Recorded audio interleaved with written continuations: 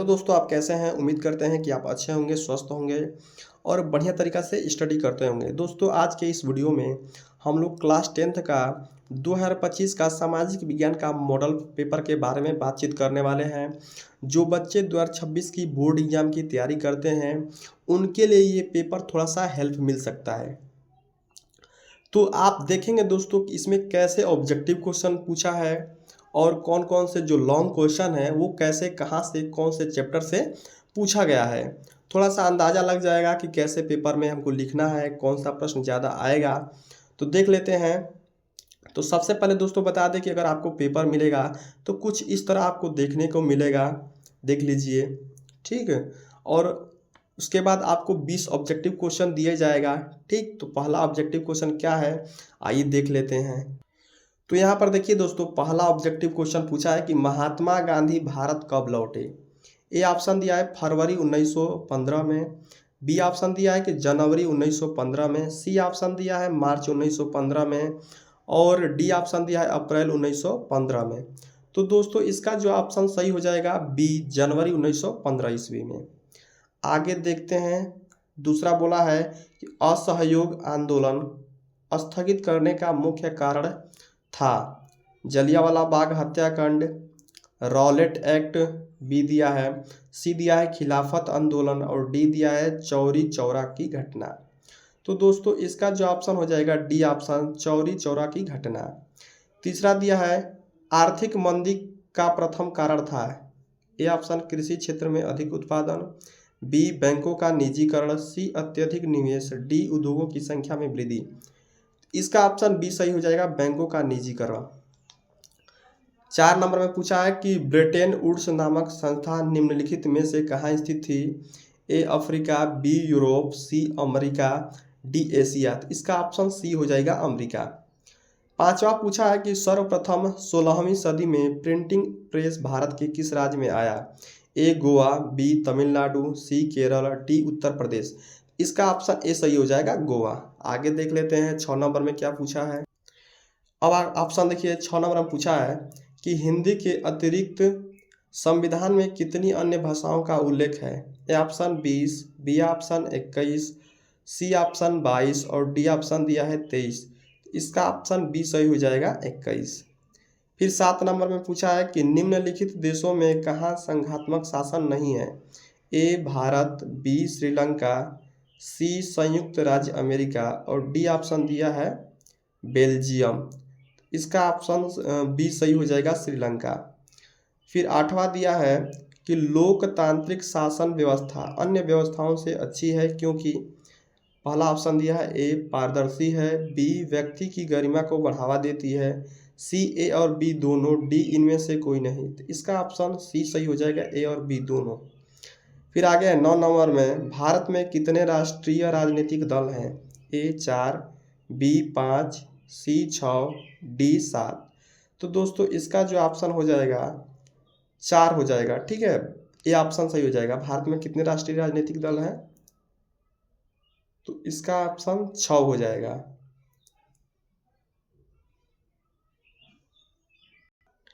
इसका ऑप्शन सी सही हो जाएगा, 6।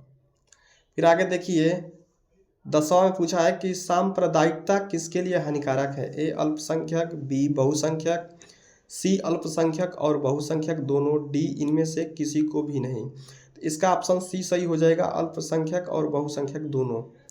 11 नंबर में पूछा है कि जून 1992 में प्रथम अंतर्राष्ट्रीय पृथ्वी सम्मेलन किस शहर में हुआ था।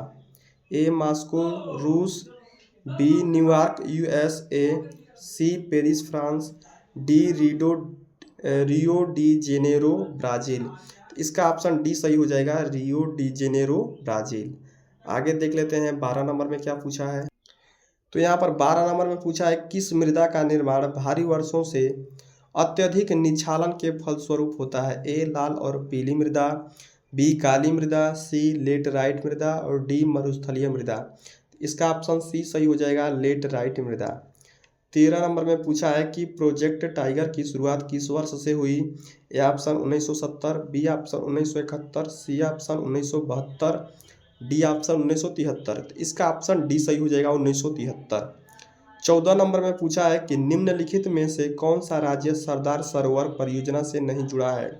ए option Maharashtra, B option Madhya Pradesh, C option Uttar Pradesh, D option Gujarat. तो इसका ऑप्शन दोस्तों हो जाएगा सी ऑप्शन उत्तर प्रदेश, इसका राइट आंसर हो जाएगा। 15 नंबर में पूछा है कि स्वर्णिम चतुर्भुज परियोजना किससे संबंधित है। ए ऑप्शन स्वर्ण उद्योग, बी ऑप्शन रेल परिवहन, सी ऑप्शन सड़क परिवहन, डी ऑप्शन वायु परिवहन।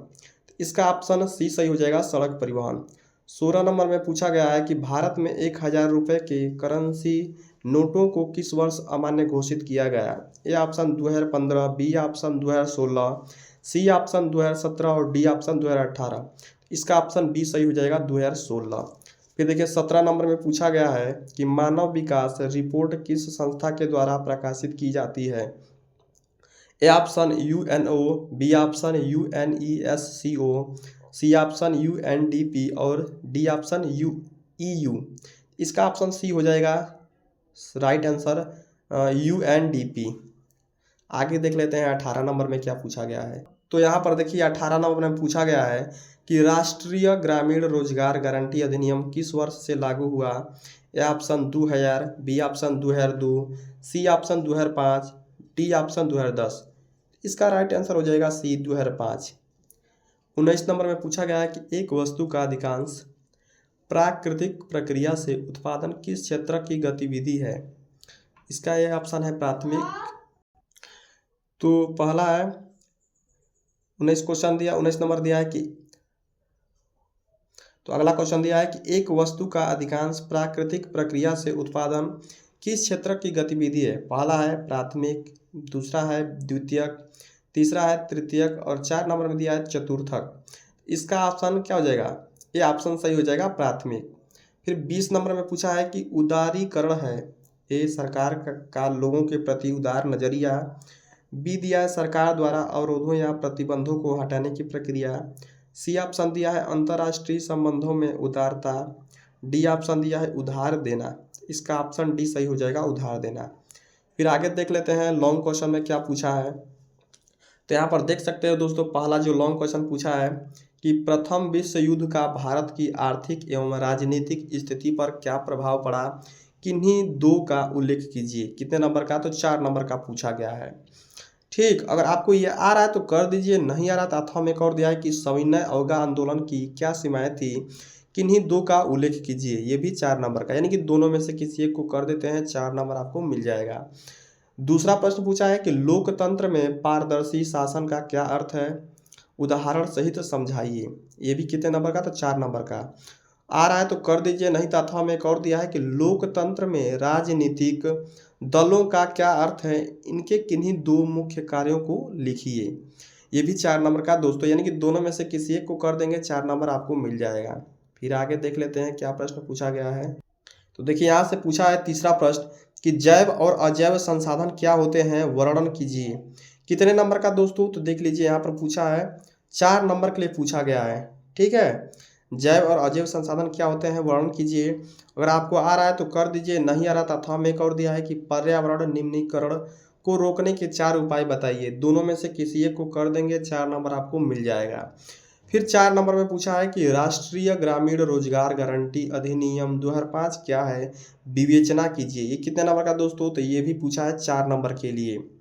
देख लेते हैं, ये भी पूछा है 4 नंबर के लिए। ठीक है, अगर आपको ये आ रहा है तो कर दीजिए, नहीं आ रहा तो अथवा में करके एक और दिया है भारत में शाख के विभिन्न स्रोत क्या है, वर्णन कीजिए। ये भी दोस्तों, यानी कि दोनों में से किसी एक को करते हैं तो 4 नंबर आपको मिल जाएगा। फिर आगे देखिए प्रश्न क्या पूछा है कि नेपोलियन कौन था, उसके सुधार क्या थे, उन सुधारों का क्या प्रभाव पड़ा। तो ये दोस्तों पूछा है 6 नंबर के लिए प्रश्न। आ रहा है तो कर दीजिए, नहीं आ रहा तो अथवा वाला कर सकते हैं। यूरोप में राष्ट्रवाद के उदय में जर्मनी एवं इटली के एकीकरण का क्या योगदान था। दोस्तों दोनों में से किसी एक को करेंगे तो 6 नंबर आपको मिल जाएगा। फिर आगे देखिए 6 नंबर में पूछा है कि भारत की संघीय व्यवस्था की 4 विशेषताएं बताइए। अथवा अगर आपको ये आ रहा है तो कर दीजिए, नहीं तो एक और दिया है भारत के संघीय और एकात्मक स्वरूपों में क्या अंतर है, उदाहरण देकर लिखिए। यानी दोस्तों कि दोनों में से किसी एक को करते हैं तो आपको पूरा अंक मिल जाएगा। ठीक, आगे देखते हैं 7 नंबर में पूछा है कि भारत में सड़क परिवहन पर एक लेख लिखिए। तो दोस्तों ये छठवां भी क्वेश्चन जो है 6 नंबर का पूछा गया है, और सातवां जो है कितने नंबर का पूछा गया देख लीजिए, ये भी 6 नंबर का पूछा गया है। क्या पूछा है कि भारत में सड़क परिवहन पर एक लेख लिखिए। अगर आपको आ रहा है तो कर दीजिए, नहीं आ रहा तो अथवा में कर दिया उसको कर सकते हैं। भारत में चीनी उद्योग के विषय में बताते हुए इसकी चुनौतियों पर प्रकाश डालिए। दोनों में से किसी एक को कर देंगे, 6 नंबर आपको मिल जाएगा। फिर 8वां प्रश्न पूछा है कि तृतीयक क्षेत्रक अन्य क्षेत्रकों से कैसे भिन्न है, शोधाहार व्याख्या कीजिए। ये भी दोस्तों 6 नंबर का पूछा गया है, और इसमें भी अथवा करके एक और दिया है। अगर आपको ऊपर वाला नहीं आ रहा है तो इसको कर सकते हैं। वैश्वीकरण क्या है, भारत में वैश्वीकरण का क्या प्रभाव पड़ा है। तो दोनों में से किसी एक को कर देंगे तो आपको 6 नंबर मिल जाएगा। आगे देख लेते हैं क्या प्रश्न पूछा गया है फिर। तो दोस्तों यहाँ से मानचित्र का कार्य संबंधित प्रश्न पूछा है। तो इसमें पूछा है कि 9A में कि निम्नलिखित स्थानों को भारत के दिए गए रेखा मानचित्र में चिन्ह द्वारा नाम सहित दर्शाइए। तो अगर आप सही नाम करते हैं तो उसके लिए आधा नंबर, और अंकन सही करते हैं तो उसके लिए आधा नंबर, यानी 1 नंबर हर प्रश्न के लिए दिया गया है। पहला प्रश्न है कि वह स्थान जहां सूती मिल श्रमिकों ने सत्याग्रह आंदोलन किया। दूसरा प्रश्न है कि वह स्थान जहां जलियांवाला बाग हत्याकांड हुआ। तीसरा है वह स्थान जहां नील की खेती करने वालों किसानों ने सत्याग्रह आंदोलन किया। 4 नंबर में दिया है वह स्थान जहां वर्ष 1927 में भारतीय राष्ट्रीय कांग्रेस का अधिवेशन हुआ। 5वां प्रश्न पूछा गया है वह स्थान जहां सविनय अवज्ञा आंदोलन का प्रारंभ हुआ। तो पांचों प्रश्न को बढ़िया तरीका से याद कर लीजिएगा, क्योंकि काफ़ी मोस्ट इंपोर्टेंट ये प्रश्न है। आगे देख लेते हैं। फिर यहाँ पूछा है दोस्तों, क्या पूछा है कि पूछा है यहाँ पर केवल दृष्टिबाधित परीक्षार्थियों के लिए प्रश्न संख्या 9A के मानचित्र कार्य के विकल्प के रूप में लिखिए। ये केवल विद्यार्थी उन्हीं के लिए है जो केवल दृष्टिबाधित हैं, ठीक है। इसमें दिया है कि सूती मिल श्रमिकों ने कहाँ पर सत्याग्रह किया। इसमें क्या करना है दोस्तों कि मानचित्र का प्रयोग नहीं करेंगे। तो पहला है कि सूती मिल श्रमिकों ने कहाँ पर सत्याग्रह किया। दूसरा है कि उस जनपद का नाम बताइए, नाम लिखिए जहाँ जलियांवाला बाग हत्याकांड हुआ। तीसरा है कि नील की खेती करने वाले किसानों ने कहाँ पर सत्याग्रह किया। 4 नंबर में पूछा है कि वर्ष 1927 में भारतीय राष्ट्रीय कांग्रेस का अधिवेशन कहाँ हुआ। 5 नंबर में पूछा है कि सविनय अवज्ञा आंदोलन का प्रारंभ कहाँ से हुआ था। तो पांचों प्रश्न इसको भी याद कर लीजिएगा, ठीक। आगे देख लेते हैं। तो देखिए यहाँ से 9B पूछा है कि महानदी पर बना बांध चिन्ह द्वारा नाम सहित। तो इसमें क्या कहा रहा है दोस्तों कि दिए गए भारत के मानचित्र में निम्नलिखित को दर्शाइए। तो पहला है कि महानदी पर बना बांध चिन्ह द्वारा नाम सहित। दूसरा है गंगा नदी चिन्ह द्वारा नाम सहित। तीसरा है पूर्व पश्चिम गलियारा चिन्ह द्वारा प्रारंभ और अंत के केंद्रकों के नाम सहित। 4 नंबर में है भारत का एक परमाणु ऊर्जा संयंत्र चिन्ह द्वारा नाम सहित। 5वां है भारत के एक चाय उत्पादक जिले का चिन्ह द्वारा नाम सहित। दोस्तों ये हो गया। फिर यहाँ पर दिया है 9B दिया है, यह केवल दृष्टिबाधित परीक्षार्थियों के लिए है। इसमें पहला पूछा है कि महानदी पर बने एक बांध का नाम लिखिए। दूसरा है उत्तर भारत के एक नदी का नाम लिखिए। तीसरा है पूर्व पश्चिम गलियारे का नाम प्रारंभ और अंत के केंद्रकों के नाम के साथ लिखिए।